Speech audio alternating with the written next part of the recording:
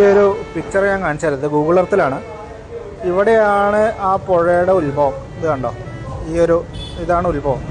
ഇവിടുന്ന് പൊട്ടി വന്നിട്ട് ഈ പുഴ ഒലിച്ചു വന്ന് ഈ കല്ലും മണ്ണും പാറയൊക്കെ കൂടെ വന്ന് ഇതാണ് മുണ്ടക്കൈ. കണ്ടോ, മുണ്ടക്കൈ എന്ന് പറയുന്ന സ്ഥലത്ത് ഈ കാണുന്ന വീടുകളും ഈ പുഴയോട് ചേർന്ന് ഈ കാണുന്ന വീടുകൾ അതൊക്കെ അതിൽ ഒലിച്ചു പോയി. ഇവിടെ കണ്ടോ, ഈ പുഴയോട് ചേർന്ന് എത്ര വീടുകളാണുള്ളത്. ഇതെല്ലാം പോയി നേരെ വന്ന് ഇതിൽ കണ്ടുകൊണ്ടിരിക്കുന്ന സ്കൂള്, ആ മരം, ഇതൊക്കെ ഇതിൽ ഈ ക്രോസായിട്ട് കാണുന്ന ഈ ബിൽഡിംഗ് മാത്രമാണ് ഇപ്പോൾ അവിടെ നിലനിൽക്കുന്നത്. ബാക്കി ഇവിടെ ഇത് മൊത്തം പോന്നു. ഈ കാണുന്നതാണ് അവിടെ ഒലിച്ചു പോയ പാലം. ആ പാലം, ഈ കാണുന്ന അമ്പലം, ഇതെല്ലാം പോയി.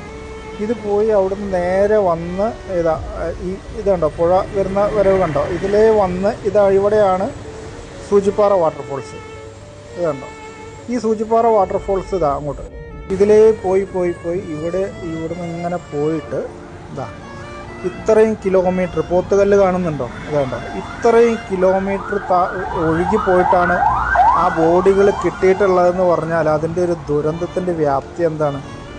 അത്ര ദൂരം ആണ് ബോഡി ഒഴുകി പോയിട്ടുള്ളത്. നമുക്ക് ചിന്തിക്കാൻ പോലും പറ്റാത്തത്ര ദുരന്തമാണത്. ഇനിയും എത്ര ആൾ കിട്ടാനുണ്ട് എന്നുള്ളതാണ് വല്ലാത്തൊരു